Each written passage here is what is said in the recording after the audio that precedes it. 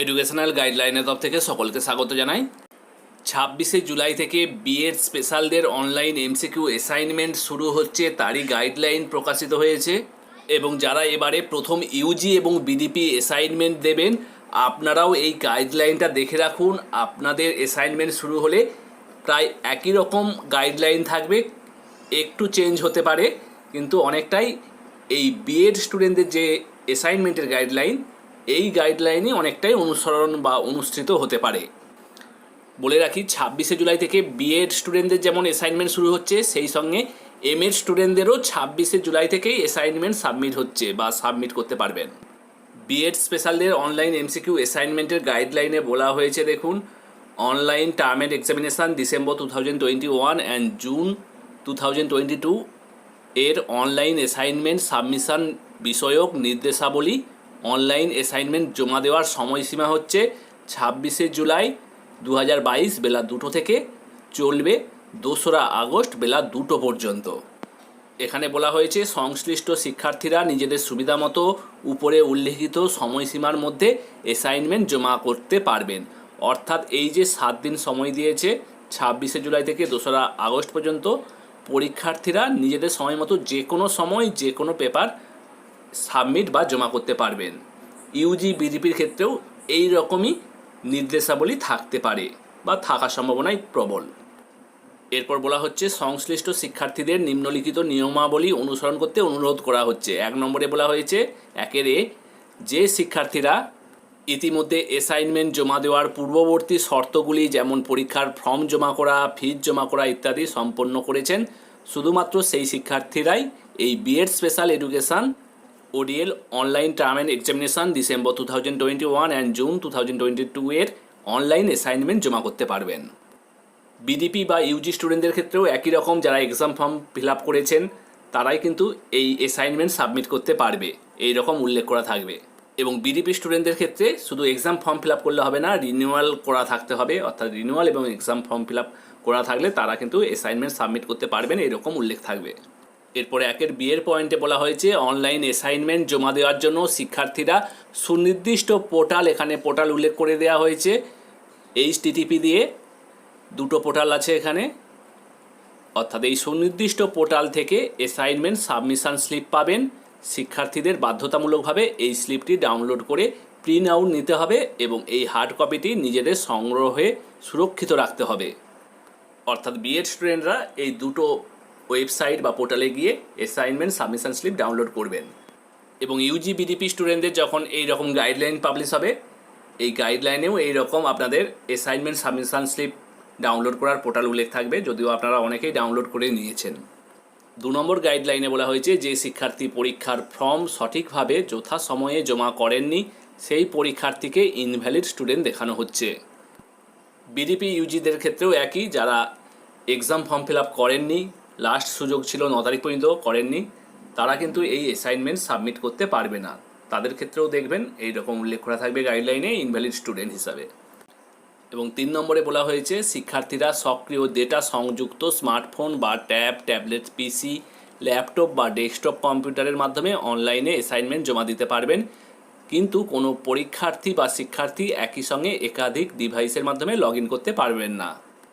Yuji বা BDP স্টুডেন্টদের ক্ষেত্রেও এই গাইডলাইনই থাকবে। অর্থাৎ আপনারা নিজেদের smartphone, desktop computer, laptop, tab এইসবের মাধ্যমে আপনারা অনলাইনে অ্যাসাইনমেন্ট সাবমিট করতে পারবেন। অবশ্যই সেই সঙ্গে ডেটা সংযুক্ত করতে হবে ডিভাইসের সঙ্গে। এবং 4 নম্বরে বলা হয়েছে, BEd special education ODL online assignment জমা দেওয়ার জন্য একটি নির্দিষ্ট পোর্টাল, এখানে পোর্টাল উল্লেখ করা আছে, ব্র্যাকেটে HTTPS দিয়ে ব্যবহার করতে হবে। শিক্ষার্থীরা এনরোলমেন্ট সার্টিফিকেট কাম আইডেন্টি কার্ড অনুযায়ী এনরোলমেন্ট নাম্বার এবং ডেট অফ বার্থ লিখে এই পোর্টালে লগ ইন করতে পারবেন। লগ ইন করার সময় শিক্ষার্থীরা যে রেজিস্টার্ড ফোন নাম্বার অথবা অল্টারনেটিভ ফোন নাম্বার দেবেন, সেই ফোন নাম্বারে ওটিপি যাবে। সমস্ত শিক্ষার্থীকে অ্যাসাইনমেন্ট সাবমিশন স্লিপ এবং এনরোলমেন্ট সার্টিফিকেট কাম আইডেন্টি কার্ডে লিখিত তথ্য গোপন রাখার বিশেষভাবে অনুরোধ করা হচ্ছে। কোনো শিক্ষার্থী তার পাঠ্যক্রমের মধ্যে রেজিস্টার্ড মোবাইল নাম্বার পরিবর্তন করতে পারবেন না। ইউজি এবং বিডিপি ক্যান্ডিডেটদের ক্ষেত্রেও এই 4 নম্বর গাইডলাইনটা কমন থাকবে, শুধুমাত্র পোর্টালটা চেঞ্জ হবে, বাদবাকি সবই একই রকম হবে। আপনার দিকেও এনরোলমেন্ট সার্টিফিকেট কাম আইডেন্টি কার্ডের যে এনরোলমেন্ট নাম্বার এবং ডেট অফ বার্থ এই দুটো দিয়ে কিন্তু লগ ইন করে তারপর অ্যাসাইনমেন্ট পোর্টালে প্রবেশ করে সাবমিট করতে পারবেন। এবং অ্যাসাইনমেন্ট সাবমিট করার সময় যে অল্টারনেটিভ মোবাইল নাম্বার বা রেজিস্টার মোবাইল নাম্বার আপনারা দিয়েছিলেন সেই নাম্বারই দিতে হবে, কারণ ওই নাম্বারেই ওটিপি আসবে। ওই নাম্বারে ওটিপি এলে ওটিপিটা ভেরিফাই করে আপনি অ্যাসাইনমেন্টের মূল পোর্টালে গিয়ে একটার পর একটা পেপার আপনারা সাবমিট করবেন। এবং সেই সঙ্গে বলবো, আপনারা কোনোভাবেই এনরোলমেন্ট সার্টিফিকেট কাম আইডেন্টি কার্ডের কোনো তথ্য অর্থাৎ এনরোলমেন্ট নাম্বার, আপনাদের জন্ম তারিখ, মাস, সাল কোনোভাবেই কাউকে শেয়ার করবেন না, কারণ শেয়ার করে দিলে যে কেউ মনে করলে পরীক্ষাটা দিয়ে দিতে পারবে। এবং 5 নম্বরে বলা হয়েছে পোর্টালটি 26শে জুলাই বেলা 2টো থেকে 2রা আগস্ট বেলা 2টো পর্যন্ত 7 দিন 24 ঘন্টার জন্যই খোলা থাকবে। অর্থাৎ এই 26 তারিখ থেকে 2রা আগস্ট পর্যন্ত যে কোনো সময় যে কোনো পেপার দিতে পারবে। ইউজি বিডিপির ক্ষেত্রেও যেদিন থেকে অ্যাসাইনমেন্ট শুরু হবে সেই দিন থেকে 7 দিন, এইরকমই 7 দিন সময় থাকবে। এবং যে কোনো সময় যে কোনো পেপার আপনারাও দিতে পারবেন। আপনাদের ডিটেলস যখন গাইডলাইনে আসবে এগুলো উল্লেখ থাকবে। 6 নম্বরে বলা হয়েছে শিক্ষার্থীদের অ্যাসাইনমেন্ট জমার শুরুর দিন 26শে জুলাই বেলা 2টো থেকে 2রা আগস্ট বেলা 2টা থেকে নির্দিষ্ট সময়ের 7 দিন 24 ঘন্টার জন্য মধ্যে অ্যাসাইনমেন্ট সাবমিশন স্লিপে উল্লিখিত পেপারগুলি জমা দিতে হবে। অর্থাৎ অ্যাসাইনমেন্ট স্লিপে যে সমস্ত পেপারগুলো উল্লেখ থাকবে সেই সমস্ত পেপার এই টাইম বা এই তারিখের মধ্যে যে কোনো সময় পরীক্ষা দিতে পারবে। ইউজি বিডিপির ক্ষেত্রেও একই রকমই গাইডলাইন থাকবে। অ্যাসাইনমেন্ট সাবমিশন স্লিপে আপনাদের যে পেপারগুলো আছে বা যে পেপারগুলো মেনশন করা আছে সেইগুলো আপনারা পরীক্ষা দিতে পারবেন। যেদিন থেকে পরীক্ষা শুরু হবে সেদিন থেকে এবং শেষ দিন পর্যন্ত আপনারা কিন্তু যে কোনো পেপার যে কোনো সময়ে দিতে পারবেন। 7 নম্বরে বলা হয়েছে শিক্ষার্থীরা নিজেদের সুবিধা মতো যে কোনো সময়ে উপরে উল্লিখিত সময়সীমার মধ্যে পছন্দ অনুযায়ী যে কোনো পেপার জমা করতে পারবেন, তবে একটি পেপার সম্পূর্ণ করে সাবমিট করার পরই অন্য পেপার সাবমিট করার সুযোগ পাবেন। অর্থাৎ আগের গাইডলাইনটাই বললাম, যে কোনো সময়ে যে কোনো পেপার আপনাদের পছন্দ মতো পেপার সাবমিট করতে পারবেন, তবে যে পেপারটা শুরু করলেন সেই পেপারটা শেষ করে তবেই অন্য পেপারে যাওয়া যাবে। ইউজি বিডিপির ক্ষেত্রেও একই, অর্থাৎ যে পেপারটা প্রথম শুরু করলেন পুরো কমপ্লিট করার পর পরবর্তী আপনার পছন্দ অনুযায়ী অন্য পেপারও আপনারা সাবমিট করতে পারবেন। 8 নম্বরে বলা হয়েছে অনলাইন অ্যাসাইনমেন্ট জমা দেওয়ার জন্য এমসিকিউ পদ্ধতি অনুসরণ করা হবে। ইউজি বিডিপির ক্ষেত্রেও আপনারাও জানেন আপনাদেরও এমসিকিউ পদ্ধতিতে অ্যাসাইনমেন্ট সাবমিট হবে অনলাইনে। 9 নম্বরে বলা হয়েছে শিক্ষার্থীদের যথাযথ জায়গায় টিক চিহ্ন দিয়ে অ্যাসাইনমেন্ট প্রশ্নের উত্তর দিতে হবে। অর্থাৎ একটা প্রশ্নের জন্য 4টে অপশান থাকবে, যে উত্তরটা ঠিক হবে সেই অপশানের পাশে টিক চিহ্ন দিতে হবে। ইউজি বিডিপির ক্ষেত্রেও গতবারেও বা তারও আগের বারে একই গাইডলাইন ছিল, সঠিক উত্তরের পাশেই টিক দিয়ে অ্যাসাইনমেন্টের উত্তর সাবমিট করতে হয়েছিল। এবারেও আপনাদের যখন গাইডলাইন আসবে আশা করি এই পদ্ধতিই থাকবে। 10 নম্বরে বলা হয়েছে শিক্ষার্থীরা একটি নির্দিষ্ট অ্যাসাইনমেন্ট পেপারের জন্য 3 ঘন্টা যদি পূর্ণমান 100 হয়, অর্থাৎ 100 নম্বরের পেপারের জন্য 3 ঘন্টা সময় থাকবে এবং 2 ঘন্টা যদি পূর্ণমান 50 হয়, অর্থাৎ 50 নম্বরের পেপারের ক্ষেত্রে 2 ঘন্টা। তারপর সংশ্লিষ্ট অ্যাসাইনমেন্ট পেপার জমা দেবার সময় শেষ হয়ে যাবে। এবারে যারা ইউজি স্টুডেন্ট আপনাদের ক্ষেত্রে এই 10 নম্বর গাইডলাইনটা চেঞ্জ আসবে, কারণ আপনাদের অ্যাসাইনমেন্ট 20 নম্বরের। 20 নম্বরের জন্য ইউনিভার্সিটি কত সময় রাখে সেটা নতুন গাইডলাইন এলে পরিষ্কার হয়ে যাবে। আর বিডিপি স্টুডেন্টদের তো অলরেডি 100 নম্বরের পেপার আছে, আপনারা পূর্বেও পরীক্ষা দিয়েছেন 3 ঘন্টা এবং 50 নম্বরের পেপার 2 ঘন্টা দিয়েছেন। বিডিপি স্টুডেন্টদের এই গাইডলাইনটা একই থাকবে। 11 নম্বরে বলা হয়েছে একটি 100 নম্বরের নির্দিষ্ট অ্যাসাইনমেন্ট পত্রের জন্য 100 নম্বরের পরিবর্তে শিক্ষার্থীদের 20টি 1 নম্বরের প্রশ্নের উত্তর দিতে হবে এবং ওই 20 নম্বরের মান 100 নম্বরের মানের সমান বলে ধরে নেওয়া হবে। একইভাবে 50 নম্বরের নির্দিষ্ট অ্যাসাইনমেন্ট পত্রের জন্য 50 নম্বরের পরিবর্তে শিক্ষার্থীদের 10টি 1 নম্বরের প্রশ্নের উত্তর দিতে হবে এবং ওই 10 নম্বরের মান 50 নম্বরের মানের সমান বলে ধরে নেওয়া হবে। 11 নম্বর গাইডলাইনটা যারা ইউজি অ্যাসাইনমেন্ট দেবেন আপনাদের ক্ষেত্রে কিন্তু এই গাইডলাইনটা চেঞ্জ হবে।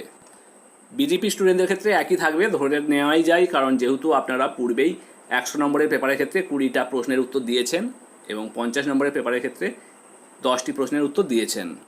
এবং বিএড স্টুডেন্টদের ক্ষেত্রেও একই থাকছে, অর্থাৎ 100 নম্বরের পেপারের জন্য 20টা প্রশ্ন এবং 50 নম্বরের পেপারের জন্য 10টা প্রশ্ন।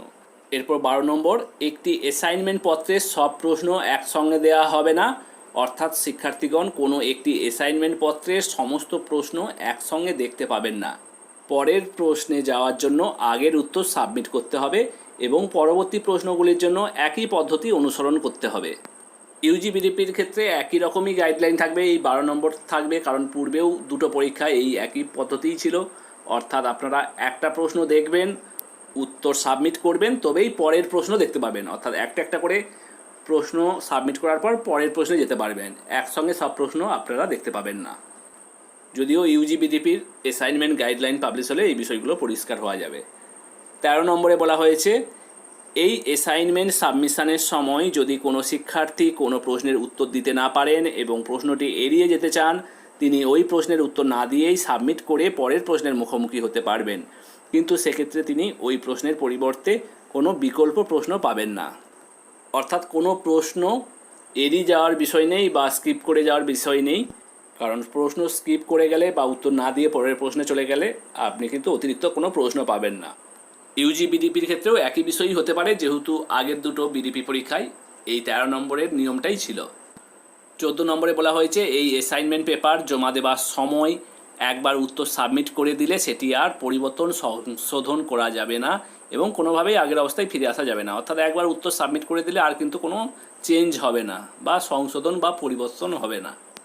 তাই যখন উত্তরটা টিকমার্ক দেবেন, ভেবে চিনতে টিকমার্ক দিয়েই সাবমিট করবেন, কারণ কোনোভাবেই সংশোধন করা যাবে না। 15 নম্বরে বলা হয়েছে, এই অনলাইন অ্যাসাইনমেন্ট সাবমিশনের ক্ষেত্রে কোনো নেগেটিভ মার্কিং থাকবে না। অর্থাৎ আপনারা যে উত্তর সাবমিট করবেন নির্দ্বিধায় উত্তরগুলো সাবমিট করতে পারেন, কারণ কোনো নেগেটিভ মার্কিং থাকবে না। ইউজি বিডিপির ক্ষেত্রেও আগে দুটো পরীক্ষাতেও ছিল না, এবারেও আশা করা যায় থাকবে না।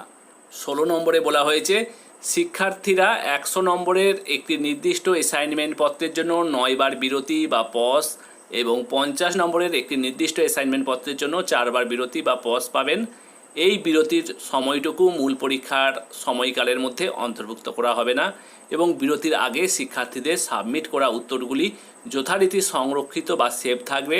সমস্ত বিরতির বা পজ সুযোগ নেওয়ার পর সময় শেষ বলে ধরে নেওয়া হবে।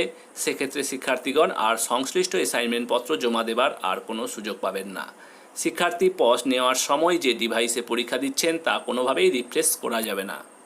16 নম্বর পয়েন্টটা ইউজি স্টুডেন্টদের ক্ষেত্রে চেঞ্জ হতে পারে যদি গাইডলাইন আসে ইউজি স্টুডেন্টদের অ্যাসাইনমেন্ট সংক্রান্ত, কারণ এখানে 100 নম্বরের ক্ষেত্রে 9টা পজ বা বিরতি নেওয়া যাবে। বিডিপি স্টুডেন্টদের ক্ষেত্রে ঠিক আছে, গত দুবারেও আপনারা 9টা পজ ইউজ করেছিলেন 100 নম্বরের ক্ষেত্রে এবং 50 নম্বরের পেপারের ক্ষেত্রে 4টে পজ ইউজ করেছিলেন এবং বিরতি নিচ্ছেন যতটুকু সময়, সেই বিরতির সময়টা কিন্তু মূল পরীক্ষার মধ্যে ধরা হবে না, ওটা বাদ হয়ে যাবে। এবং যখন পরীক্ষা দেবেন কোনোভাবেই ডিভাইসটা আপনারা রিফ্রেশ করবেন না।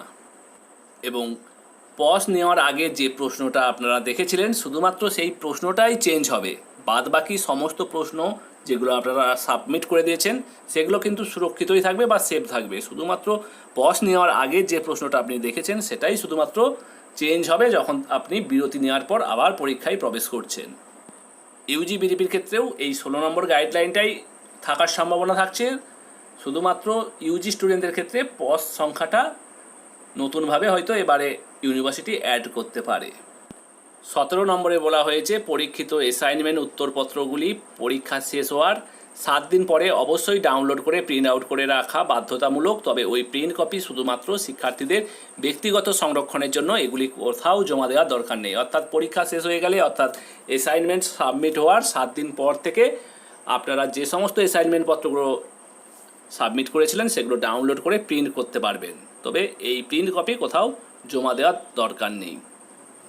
17 নম্বর পয়েন্টটাও ইউজি বা বিডিপি স্টুডেন্টদের ক্ষেত্রেও কমন থাকতে পারে, কারণ বিডিপি স্টুডেন্টদের ক্ষেত্রে 17 নম্বর পয়েন্টটা কমন ছিল, আগের দুটো পরীক্ষাতেও 17 নম্বর পয়েন্টটা ছিল। 18 নম্বরে বলা হয়েছে, এই অনলাইন অ্যাসাইনমেন্ট সাবমিশন চলাকালীন বিশ্ববিদ্যালয়ের সার্ভিলিয়েন্স সিস্টেমে যদি কোনো শিক্ষার্থীর কোনো রকম অসাধু উপায় অবলম্বনের চেষ্টা বা ধরা পড়ে, তাহলে সংশ্লিষ্ট পরীক্ষার্থী বিশ্ববিদ্যালয়ের নিয়মানুসারে শাস্তি পেতে পারেন। অর্থাৎ 18 নম্বরে নজরদারির কথা বলা হচ্ছে, পরীক্ষা চলাকালীন কোনো অসাধু উপায় অবলম্বন করলে সেক্ষেত্রে সার্ভিলেন্স সিস্টেমে যদি ধরা পড়ে বা নজরে আসে, তাহলে বিশ্ববিদ্যালয় নিয়মানুসারে শাস্তি দিতে পারে। এই বিষয়ে পরবর্তী কোনো তথ্যাদির জন্য সকল শিক্ষার্থীদের নিয়মিত NSOU ওয়েবসাইট দেখার অনুরোধ করা হচ্ছে। এটাই হলো বিএড স্পেশাল স্টুডেন্টদের অনলাইন এমসিকিউ অ্যাসাইনমেন্টের গাইডলাইন। ইউজি এবং বিডিপি স্টুডেন্টদেরও প্রায় একই রকমই গাইডলাইন থাকার সম্ভাবনাই রয়েছে। ইউজি স্টুডেন্টদের একটু আধটু চেঞ্জ থাকবে, তবে ইউজি এবং বিডিপি স্টুডেন্টদের অ্যাসাইনমেন্টের ডিটেলস গাইডলাইন পাবলিশ করলে অবশ্যই আপনাদের শেয়ার করব। কোনো পার্থক্য থাকলে সেগুলোও তুলে ধরবো।